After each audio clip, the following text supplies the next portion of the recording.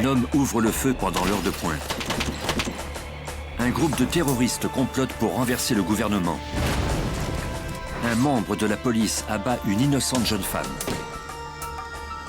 Un voleur s'attaque à répétition à des banques. Et un homme enlève et tue une jeune fille de 17 ans. Quand des crimes violents sèment la terreur au sein de la nation américaine, le FBI fait l'impossible pour arrêter les coupables avant qu'ils ne récidivent.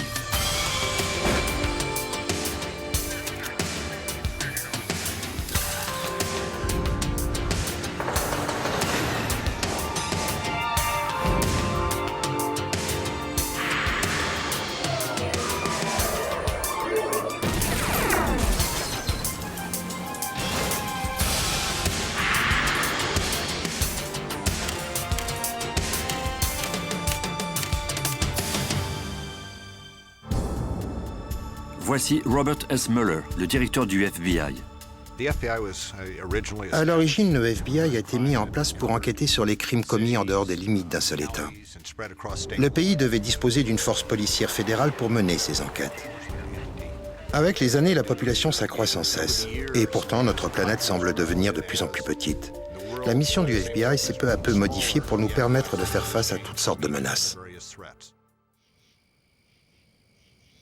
En octobre 1995, la famille Shaw se retrouva au cœur d'un cauchemar. 3 hommes cagoulés avaient fait irruption dans leur maison en Caroline du Sud.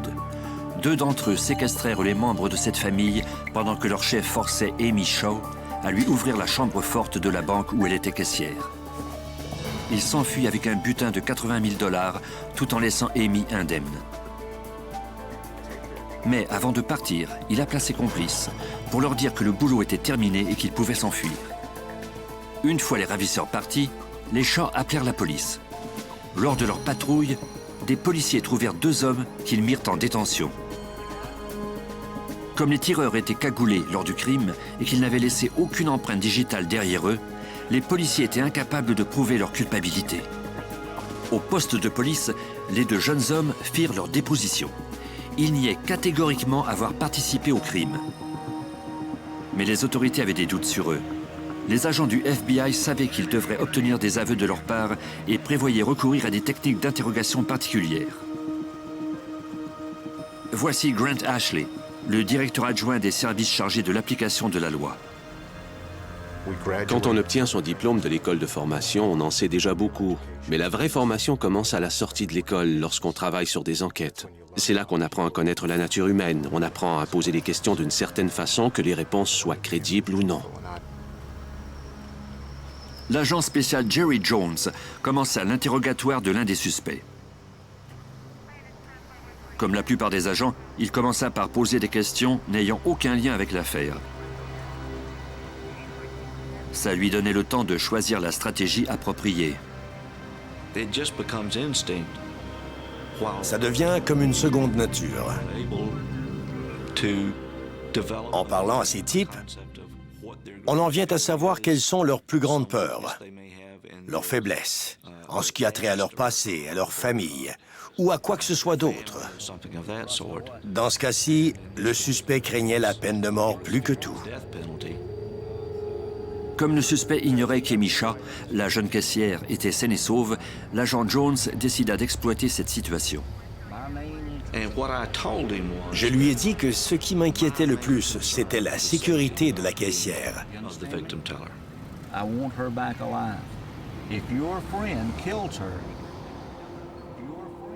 Si le 3e complice l'avait tué, les 2 autres pourraient être condamnés à mort. Le plan fonctionna. Quand le suspect se rendit compte qu'il risquait la peine de mort, il reconnut avoir été mêlé au crime et donna le nom du chef de la bande, Christopher Joburg. Les policiers arrêtèrent rapidement Joburg chez sa mère, près de la frontière de l'État en Géorgie. Il fut reconnu coupable de toutes les accusations qui pesaient contre lui. Mais Joburg n'allait pas s'arrêter là. Avant le prononcé de sa peine, il s'évada de prison avec un voleur de banque, Jerome Ponsonby. Les autorités fermèrent aussitôt le secteur à la circulation. Malgré des recherches poussées, on ne retrouva pas les 2 évadés. L'agent Jones savait que lorsqu'on recherche un fugitif, toutes les informations personnelles dont on dispose à son sujet peuvent aider à prévoir où il ira. Or, au cours des nombreux interrogatoires menés avant le procès, Jones avait senti que Joe Burke avait un lien particulièrement étroit avec sa mère. Il est devenu évident que la personne la plus importante pour lui était sa mère. J'étais convaincu que tôt ou tard, il chercherait à la voir. Les agents suivirent, presque à la trace, les deux fugitifs par le biais des nombreux vols de banque qu'ils commirent le long de la côte Est. Au New Jersey, les autorités localisèrent finalement Frierson Bay et il fut arrêté. Les agents furent déçus quand ils constatèrent que Joe Burke n'était plus avec lui. Mais l'agent Jones eut alors une intuition. J'ai toujours pensé qu'il rentrerait chez lui.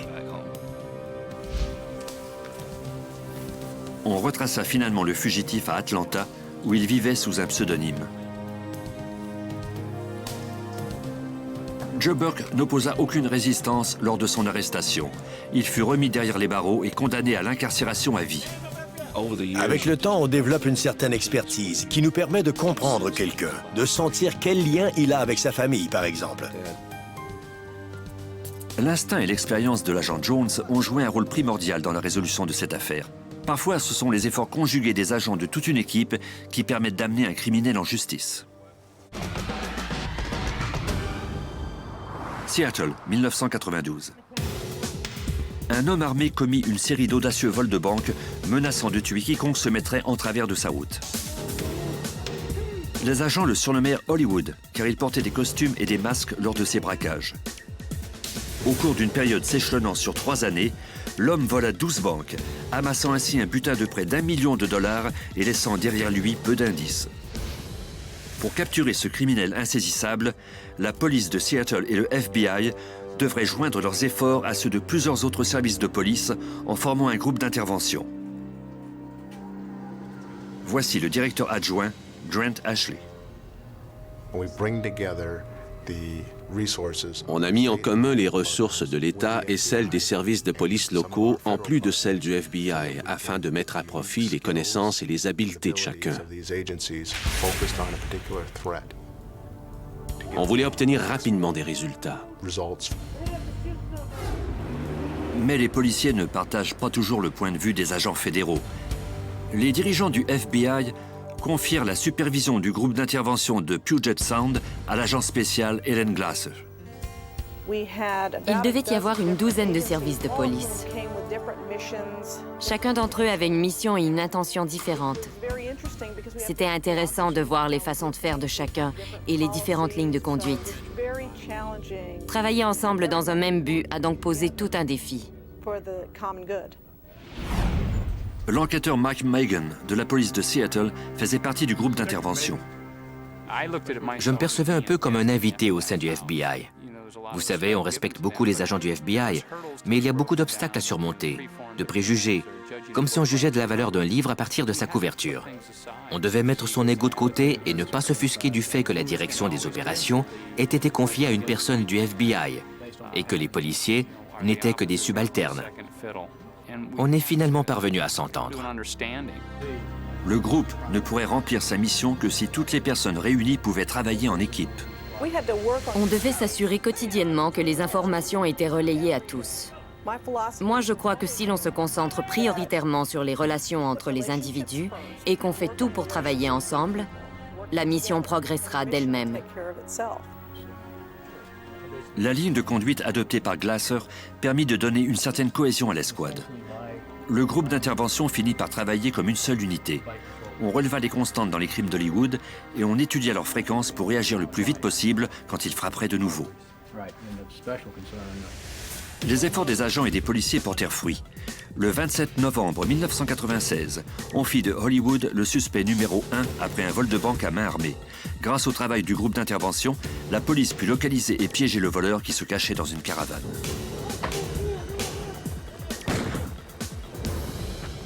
Celui-ci mit tragiquement fin à ses jours en se tirant une balle dans la tête. Même si les membres du groupe d'intervention avaient tous des talents différents, ils sont parvenus à faire cause commune et à travailler de façon très efficace. Les agents du FBI qui travaillent sur le terrain se méritent souvent les honneurs quand une affaire est résolue. Mais les experts hautement qualifiés du laboratoire judiciaire du FBI à Quantico en Virginie méritent aussi leur part d'honneur. Ce sont plus que des scientifiques en blouse blanche. Ce sont des enquêteurs très imaginatifs, dont le travail acharné permet la résolution de nombreuses enquêtes. Dwight Adams est le directeur adjoint du labo. Je tenais à travailler au sein du laboratoire du FBI parce que c'est un labo de renommée internationale. Toutes les personnes qui travaillent ici se donnent à 100%. Notre but unique, c'est de découvrir la vérité et de fournir les résultats les plus précis et les plus fiables possibles.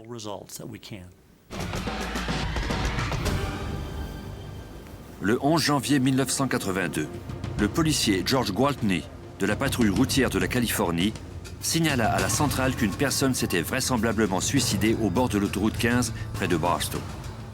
Quand les policiers arrivèrent en renfort, ils trouvèrent Robin Bishop, une jeune femme de 23 ans, morte d'une blessure de projectile à la tête. Les policiers ne trouvèrent toutefois pas d'armes à feu sur les lieux, mais ils remarquèrent la présence de traces de menottes au poignet de la jeune femme. À l'évidence, ce n'était pas un suicide, mais plutôt un meurtre. Le permis de conduire et le certificat d'enregistrement de la voiture de la victime étaient bien en évidence, comme si elle avait dû les montrer à quelqu'un.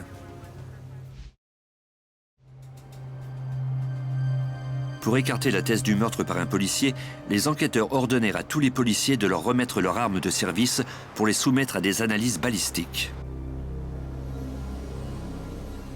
Un seul policier omit de remettre son arme, George Gwaltney, qui déclara que son arme avait été volée. Gwaltney éveilla les soupçons des enquêteurs lorsqu'on retrouva dans sa camionnette son 357 en pièces détachées. Le canon de l'arme avait été enlevé. Or, c'était la seule pièce qui aurait pu démontrer formellement que l'arme avait bel et bien tiré le projectile ayant coûté la vie à Robin Bishop.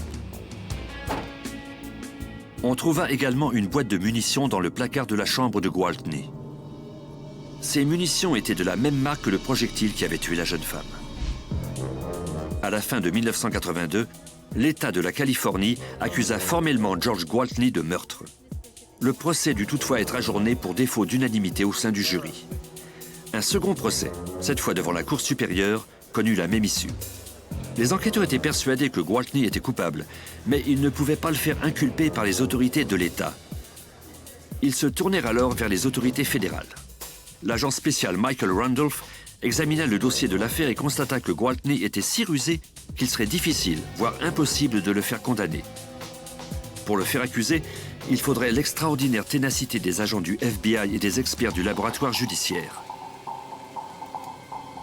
Voici le directeur adjoint du FBI, Grant Ashley. La technologie est un outil fantastique, mais l'aspect le plus important pour le FBI est le facteur humain. L'expert Jim Cadigan du service des armes à feu et des marques d'outils chercha à établir un lien entre les indices et le suspect. Normalement, il aurait dû comparer les rainures du canon de l'arme aux marques sur le projectile meurtrier. Mais comme le canon de l'arme présumé du crime manquait, Cadigan dut trouver une nouvelle façon de découvrir la vérité.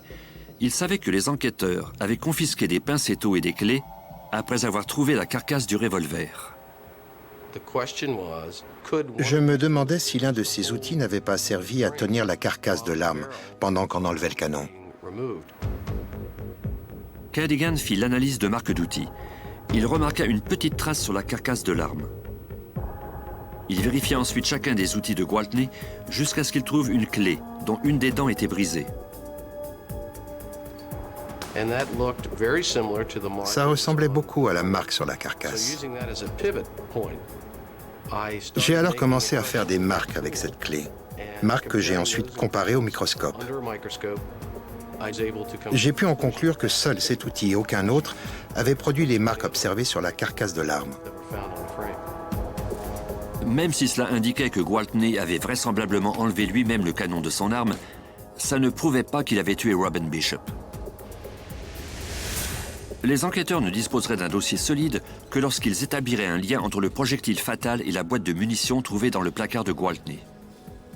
La direction du labo décida alors de tenter, pour la toute première fois, Une technique mise au point depuis peu qui consistait à comparer les projectiles à un niveau moléculaire. L'agent spécial Michael Randolph. Quand un fabricant de balles comme la Remington Arms fabrique un nouveau lot, il mêle plusieurs éléments, un peu comme lorsqu'on fait un pâté. Ainsi, chaque lot de balles est unique.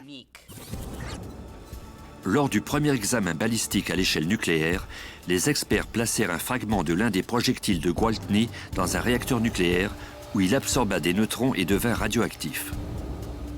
Grâce à cette radioactivité, on pourrait mesurer la quantité exacte de chaque composante du projectile. C'était en quelque sorte une empreinte digitale. Les experts soumirent ensuite le projectile fatal au même procédé. Finalement, on a découvert qu'environ 27 projectiles trouvés chez le suspect étaient de composition identique aux fragments prélevés dans la tête de notre victime. En janvier 1984, George Gwaltney comparut devant les tribunaux fédéraux cette fois-ci. Grâce à l'ingéniosité et à la détermination des experts du labo du FBI, il fut reconnu coupable et condamné à 90 ans de prison. Voici le directeur adjoint du FBI, Grant Ashley. Voici les héros dont vous n'entendez jamais parler, les experts de laboratoire qui donnent un sens à tous nos indices. Ça demande beaucoup de temps et ça demande également des gens talentueux et persévérants. Pour prouver la culpabilité d'un criminel, les preuves scientifiques sont un outil essentiel. Mais quand les autorités ne disposent même pas d'un suspect ni d'indices valables, le FBI doit leur faire appel à une discipline unique et méconnue, la science du profilage. Le 31 mai 1985, sur une route isolée de Lexington, en Caroline du Sud, Shari Faye Smith, âgée de 17 ans, était allée chercher le courrier dans sa boîte à lettres quand elle disparut sans laisser de traces. Après 2 jours de vaines recherches, les enquêteurs durent se rendre à l'évidence. La jeune femme avait été enlevée. Tôt le lendemain matin, leurs pires craintes s'avérèrent quand le ravisseur appela la famille de la jeune femme. Celui-ci leur dit qu'ils allaient éventuellement revoir leur fille et qu'ils recevraient une lettre de lui plus tard dans la journée. Quand la lettre arriva, la famille de la jeune femme fut horrifiée. Le document écrit de la main de Shari avait pour titre « Mon testament ».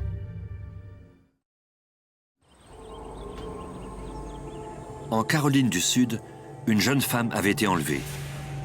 Sa vie était en danger et les enquêteurs ignoraient tout de l'identité du suspect. Dans l'espoir de découvrir quel genre d'individu pouvait avoir enlevé Shari Faye Smith, ils firent appel aux experts en profilage du service des sciences comportementales du FBI à Quantico, en Virginie. Les experts sont des enquêteurs d'expérience qui ont reçu une formation spécialisée en criminologie et en psychologie appliquée. L'agent John Douglas, aujourd'hui à la retraite, a participé au développement de cette spécialité qui consiste à dresser le profil psychologique d'un criminel. Pendant plus d'1 décennie, il a interrogé des meurtriers, des incendiaires, des violeurs et des ravisseurs dans plusieurs prisons un peu partout aux États-Unis. On plonge au cœur de leur mémoire, là où personne n'est jamais allé auparavant, au moment même où ils commettent leurs crimes. Ça prend beaucoup de temps pour arriver là, mais quand on y est, on obtient des tonnes d'informations. Quand il établit le profil d'un individu, Douglas doit d'abord examiner tout le dossier d'enquête qui contient notamment les rapports de police préliminaires et les photographies de la scène de crime. On doit disposer de toutes les informations relatives à la victime. On doit dresser le profil de cette victime. On se demande pourquoi cette personne a été ciblée par le criminel. Ensuite, on examine la façon dont le crime a été perpétré. S'agissait-il d'un crime à haut risque ou pas, par exemple? Parfois, les profils peuvent compter jusqu'à une centaine de caractéristiques différentes. À la demande des autorités de la Caroline du Sud, Douglas se pencha sur le dossier de l'affaire Shari Faye Smith et examina tous les détails relatifs à son enlèvement. Ce qui rendait cette affaire unique, c'était que le ravisseur était entré en contact avec la famille, ce qui est très, très rare, très inhabituel. C'était très précieux pour moi, car lorsqu'on dispose d'une communication, qu'elle soit orale ou écrite, ça nous permet de faire une analyse assez fine de la personne qu'on recherche. C'était comme s'il avait suivi un scénario établi d'avance. Ce type devait être très ordonné, très organisé.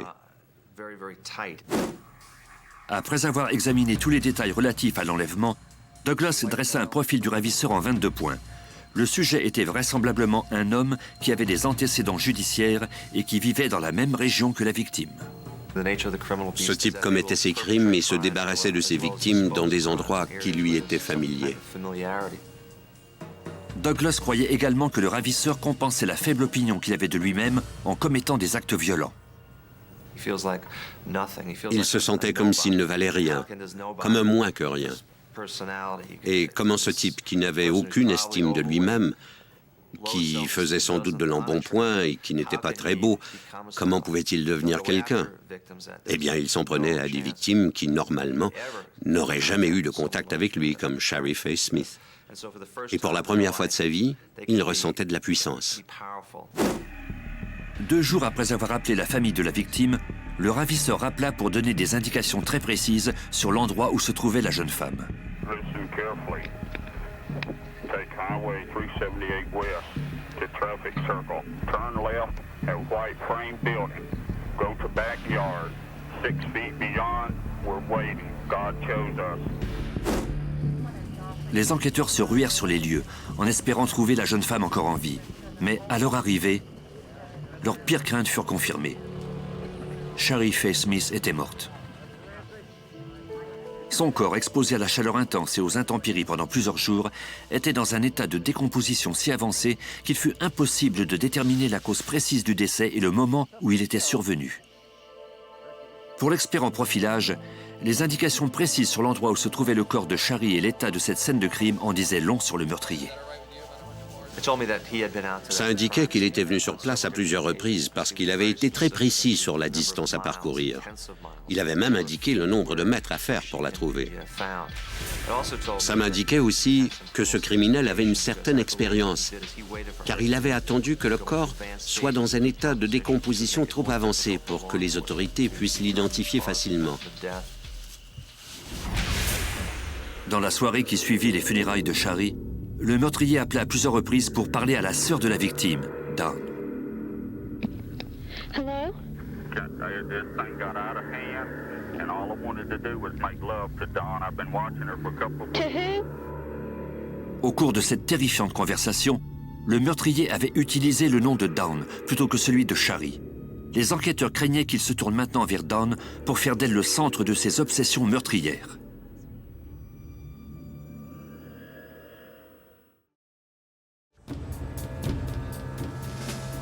Après 2 semaines de silence, le meurtrier refit surface.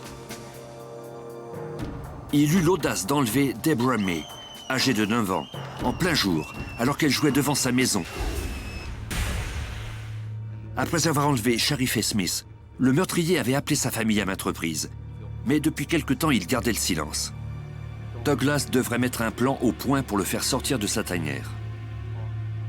Comme les criminels de ce type lisent habituellement les articles qui parlent de leurs crimes, il décida d'organiser un service commémoratif dont les quotidiens feraient certainement la couverture. Il espérait ainsi que Dawn, la sœur de Shari, réveillerait les obsessions meurtrières du ravisseur.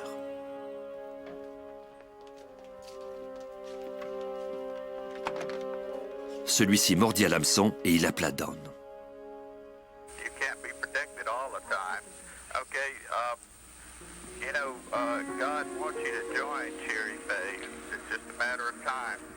Puis, avant de raccrocher, le meurtrier donna à Dawn une série d'indications routières.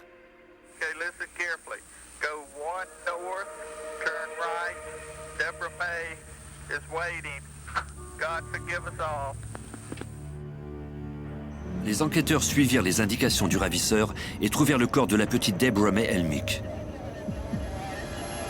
Douglas croyait que le tueur chercherait bientôt à enlever Dawn. Entre-temps, les experts judiciaires utilisèrent une technique de détection électrostatique leur permettant de discerner les reliefs de l'écriture du testament de Shari Faye à l'endroit du papier sur lequel il était écrit. Les informations obtenues leur permirent de trouver le nom d'un suspect. Il s'agissait de Larry Jean Bell, un col bleu qui travaillait dans le secteur. En interrogeant des gens qui le connaissaient, les policiers constatèrent qu'il correspondait en tout point au profil dressé par Douglas. Les autorités arrêtèrent Bell. Grâce aux analyses judiciaires et à l'expertise de Douglas, on a pu faire reconnaître Bell coupable de 2 meurtres. Il a été exécuté le 4 octobre 1996. Dans cette affaire, Douglas a joué un rôle crucial dans l'identification d'un meurtrier dont on ne savait rien. Les experts en profilage peuvent également étayer les soupçons des enquêteurs à propos d'un suspect. En 1983, des patrouilleurs de la police de l'Alaska enquêtaient sur le premier cas de meurtre en série. Des dizaines de femmes, la plupart d'entre elles étant des danseuses érotiques et des prostituées, avaient disparu. On avait retrouvé le corps de quelques-unes d'entre elles dans des tombes peu profondes, près desquelles on avait recueilli des douilles de projectiles 223. Les policiers avaient un suspect en tête, un homme de la région, Robert Hansen. 1 an plus tôt, une prostituée avait déclaré aux policiers d'Anchorage qu'elle avait été enlevée et torturée par Hansen avant de lui échapper.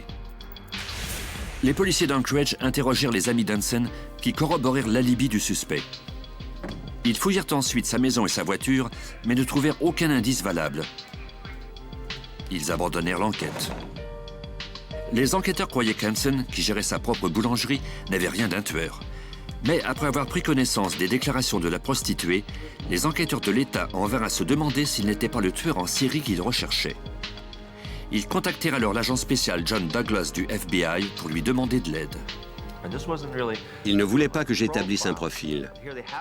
Ils disposaient d'un suspect et voulaient que je leur dise, après avoir examiné les caractéristiques de cet individu, si, oui ou non, c'était un homme capable de poser des gestes aussi violents. Le fait que le meurtrier ait tué autant de personnes à l'insu de tous indiquait à Douglas qu'il était peut-être son propre patron. Comme les corps avaient été retrouvés dans des secteurs isolés, le tueur était vraisemblablement un amateur de plein air. Or, Hansen correspondait bien à ce profil. Il dirigeait sa propre entreprise et il chassait dans ses loisirs. Mais pour démontrer qu'il était coupable, les enquêteurs devaient trouver des preuves. Et pour obtenir un mandat de perquisition de sa maison, ils devaient convaincre un juge du bien fondé de leurs soupçons en lui indiquant ce qu'ils espéraient y trouver. L'expert en profilage apporta de nouveau sa contribution à l'enquête. Après avoir confirmé les soupçons des policiers, il les aida à rédiger un mandat de perquisition. On devait se mettre à la recherche de l'arme qui avait laissé les douilles de projectiles 223 retrouvées près des corps. Les enquêteurs demandèrent à Douglas s'il voulait ajouter quoi que ce soit d'autre au projet de mandat. On était aux prises avec un tueur en série. Ces types vivent ces expériences comme des fantasmes. Et une des choses qui alimente ces fantasmes après le crime, c'est un souvenir ou un trophée, quelque chose qui appartenait à la victime. Ce n'est pas nécessairement un objet de valeur. Ça peut être une montre bon marché ou des bijoux de fantaisie. Les tueurs conservent ces objets. Ils les gardent dans des endroits secrets, comme dans le vide sanitaire de leur maison ou le grenier, sous la couche d'isolant. Douglas aida les procureurs à rédiger le document qui comptait 48 pages. Un juge approuva le mandat de perquisition. Au cours des recherches dans la maison d'Hansen, les experts trouvèrent les trophées dont avait parlé Douglas, notamment les cartes de visite de quelques-unes de ses victimes. Ils trouvèrent également plusieurs armes, notamment une carabine de marque Ruger de calibre 223. Les analyses balistiques démontrèrent que c'était bien l'arme qui avait tiré les douilles trouvées sur plusieurs scènes de crime. Mis devant les faits, Hansen finit par passer aux aveux. Il déclara avoir tué 4 femmes et fut condamné à une peine d'emprisonnement de 461 ans sans possibilité de libération conditionnelle. Alors que les experts en profilage dressent le profil psychologique de certains criminels, les agents sur le terrain, eux, se servent de leur instinct, de leur expérience et de leur logique pour entrer dans l'esprit du criminel et découvrir ce qui l'a poussé à commettre ces crimes. Le matin du 25 janvier 1993, un tireur fou ouvrit le feu devant le quartier général de la CIA à Langley, en Virginie. Il tua 2 employés de la CIA et en blessa plusieurs autres. En 1993, un tireur, armé d'une AK-47, donna libre cours à sa fureur devant le quartier général de la CIA, faisant 2 victimes et blessant 2 autres personnes sous une pluie de projectiles. L'agent spécial Brad Garrett arriva sur les lieux et tenta d'établir le mobile de cette attaque. La première chose à faire quand on arrive, c'est d'examiner ce qui semble évident. Dans ce cas-ci, il était clair que la cible de ce type était la CIA. Il pouvait avoir visé les personnes qu'il avait tuées, mais c'était à l'évidence quelqu'un qui avait voulu faire une démonstration publique en commettant ce crime à l'heure de pointe. Ça pouvait nous servir de point de départ. Quand on commence une enquête, on cherche toujours à établir des liens entre la victime et le meurtrier, parce qu'avec un lien, l'enquête sera plus facile à résoudre. Quand il n'y a pas de lien, c'est beaucoup plus compliqué. Mais lors de l'examen du passé des victimes et des circonstances entourant leur décès, on n'a pas pu trouver de lien entre elles et le meurtrier.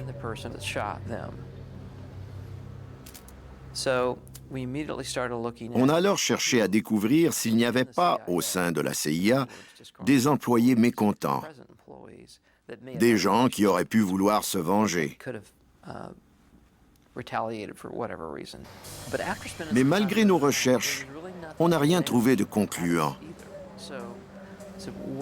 Qu'est-ce qu'on doit faire par la suite? Eh bien, on essaie d'être logique.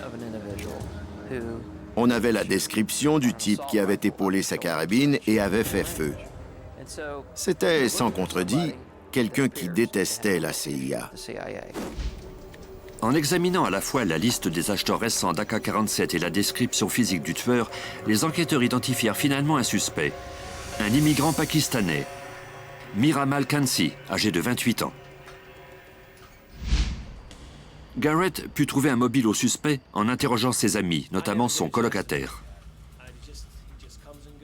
Les interrogatoires permirent d'établir que Khansi était de plus en plus mécontent des politiques étrangères du gouvernement américain et qu'il planifiait un gros coup contre la CIA, la Maison-Blanche ou l'ambassade d'Israël. Malheureusement, l'enquêteur découvrit que Khansi était parti au Pakistan ou en Afghanistan. Pour amener le fugitif aux États-Unis et le faire comparaître devant les tribunaux, Garrett devrait prévoir quels obstacles pourraient lui barrer la route et trouver un moyen de les contourner.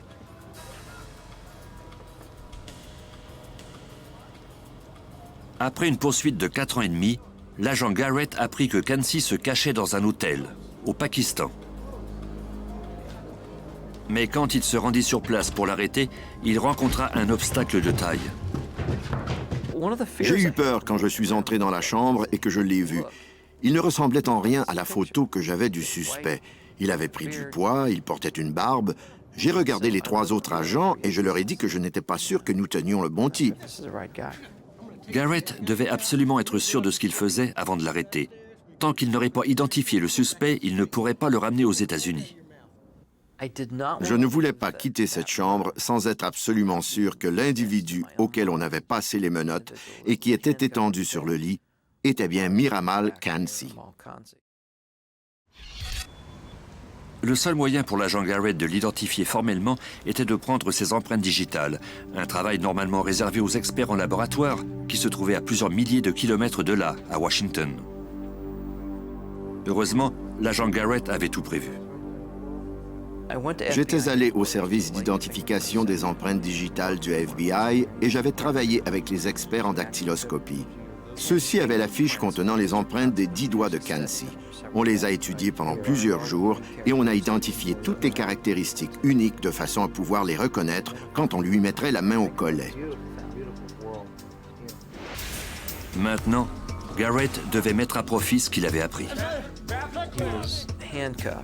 Il était menotté et couché sur le ventre. J'ai sorti mon tampon encreur et j'ai pressé son pouce dessus. Ensuite, j'ai pris une feuille de papier blanc sur laquelle j'ai imprimé son pouce. Je me suis assis par terre et j'ai examiné l'empreinte à l'aide d'une torche électrique et d'une loupe. La concordance était parfaite. Grâce à sa prévoyance, l'agent Garrett pourrait ramener le présumé terroriste aux États-Unis pour qu'il subisse son procès. Mir Amal Khansi fut reconnu coupable de meurtre, d'avoir commis des actes malveillants et d'avoir utilisé une arme à feu dans le but de commettre un acte délictueux grave. Il fut condamné à mort et exécuté en 2002. La formation et l'expérience de l'agent spécial Brad Garrett l'ont aidé à résoudre cette affaire. Parfois, l'atout principal d'un agent est sa capacité de s'adapter aux nouvelles situations et d'agir sur le moment. Voici le directeur adjoint du FBI, Grant Ashley. Voici des personnes qui veulent gagner à tout prix. Elles ne travaillent pas uniquement pour avoir leur chèque de paie. 1985. Dans les collines de l'Arkansas, une armée d'extrémistes complotait pour renverser le gouvernement américain. Ses membres propageaient une doctrine de haine et de mort et lançaient des raids contre des églises et des synagogues. Les agents du FBI devaient absolument démanteler ce groupe lourdement armé, tout en évitant un bain de sang. Une piste mena les agents aux installations du CSA, le groupe The Covenant, The Sword and the Army of the Lord, des suprémacistes radicaux. La propriété était fortifiée et les hommes à l'intérieur étaient armés jusqu'aux dents. Ils disposaient de grenades, de dizaines d'armes automatiques et même d'une puissante roquette anti-char. Les enquêteurs devaient leur présenter des mandats d'arrêt et de perquisition. Il était contre-indiqué de faire appel à une unité SWAT, comme on aurait normalement dû le faire, car la situation était délicate. Des rapports indiquaient que des femmes et des enfants se trouvaient à l'intérieur des murs de la propriété. Des centaines de vies étaient en jeu. La marge d'erreur était très mince. Les autorités qui enquêtaient sur cette affaire n'avaient ni la compétence, ni les capacités de prendre d'assaut la propriété du CSA. Et la Constitution américaine empêchait l'armée d'intervenir dans cette enquête civile. Le FBI décida alors d'envoyer un groupe tactique d'élite appelé le Hostage Rescue Team, communément appelé le HURT. Il s'agit de l'équivalent de la Delta Force de l'armée. Le HURT est un groupe d'opérations spéciales contre-terroristes qui intervient uniquement sur le territoire américain. En 1985, l'agent spécial Danny Coulson était le commandant du HURT. Les membres du HURT sont formés pour neutraliser les terroristes et libérer les otages. Cette situation-ci était toutefois différente. Ces individus étaient lourdement armés et on voulait éviter une confrontation. Pour effectuer le mandat d'arrêt et de perquisition en toute sécurité, Coulson devait s'adapter à la situation. Comme il était impossible d'envisager un assaut, il mit un autre plan au point. La réputation du FBI était en jeu dans cette affaire et on pensait que la meilleure façon de procéder serait de dresser un périmètre de sécurité en secret. C'était une opération délicate à réaliser, mais c'était nettement moins dangereux que de prendre la propriété d'assaut. Au cours de la première étape de l'opération, des équipes de reconnaissance entrèrent dans la propriété en pleine nuit. À l'aide de détecteurs portatifs et de ceux qui se trouvaient à bord d'avions, ils évitèrent les patrouilles du CSA. Après 10 jours de repérage, des tireurs d'élite du HURT signalèrent qu'une patrouille du CSA allait bientôt, et sans le vouloir, leur tomber dessus. À titre de commandant, Coulson devait prendre rapidement une décision qui risquait de coûter la vie à des centaines de personnes.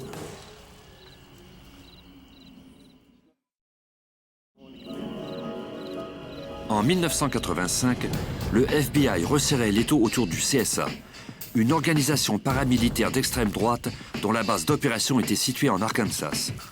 Plus de 200 agents avaient entouré secrètement la propriété. Des tireurs d'élite du FBI signalèrent qu'une patrouille du CSA était sur le point de les repérer. Danny Coulson, le commandant du HURT, devait prendre rapidement une décision. S'il faisait le moindre faux pas, il pourrait provoquer un bain de sang. Il prit alors une décision très audacieuse. Je leur ai dit de crier qu'ils étaient des agents du FBI et de leur ordonner de retourner dans le bâtiment. Mes collègues m'ont regardé en disant « Et pourquoi on n'arrêterait pas ces types ?» Mais je ne voulais pas faire ça. La stratégie de Coulson était calculée au quart de tour. Je voulais faire peur à ces types, mais je voulais aussi qu'ils comprennent que si je leur donnais un ordre, ils devaient m'obéir.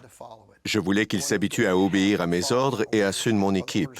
Deuxièmement, je souhaitais leur montrer que nous n'étions pas là pour leur faire du mal. Les tireurs d'élite alertèrent les patrouilleurs de leur présence et ils leur ordonnèrent de rentrer dans le bâtiment principal. Ceux-ci leur obéirent.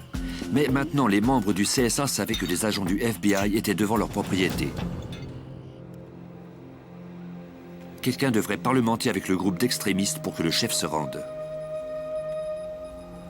Le HURT ne compte pas de négociateur, mais il travaille étroitement avec le service des sciences comportementales de Quantico.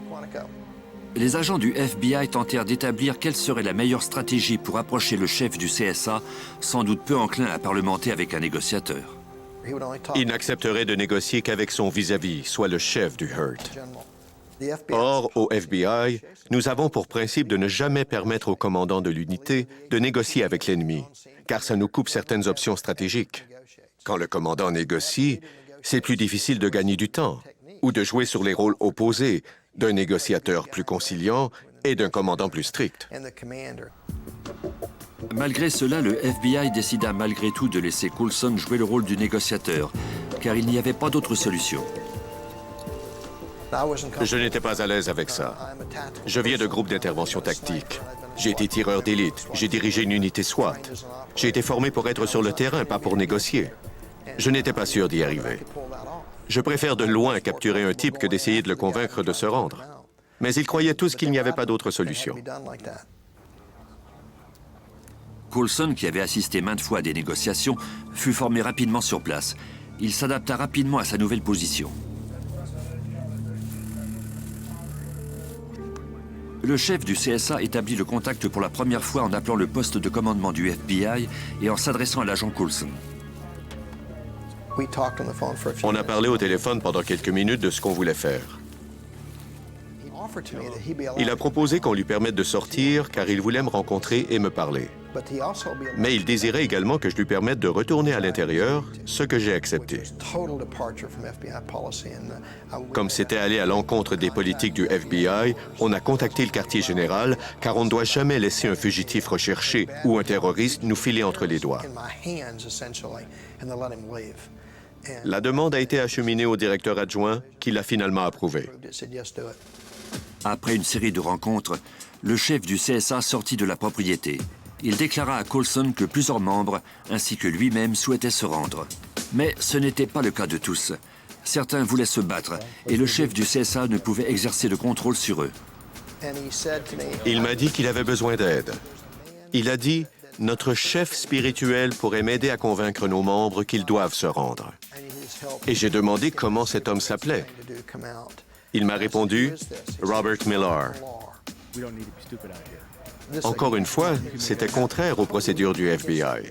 C'était risqué de faire venir un allié de l'ennemi au cœur d'une situation de crise et de lui permettre d'entrer dans la propriété. Ça ne s'était jamais produit avant. Jamais un agent du FBI n'avait permis à un tiers, qui plus est à un sympathisant des extrémistes qu'on voulait arrêter, d'entrer dans la propriété pour participer aux négociations. Mais on devait le faire. C'était très risqué, mais j'estimais qu'on devait courir ce risque. Coulson reçut l'autorisation du FBI de permettre à Millar de négocier avec les membres du CSA. Millar resta dans le bâtiment pendant près de 24 heures.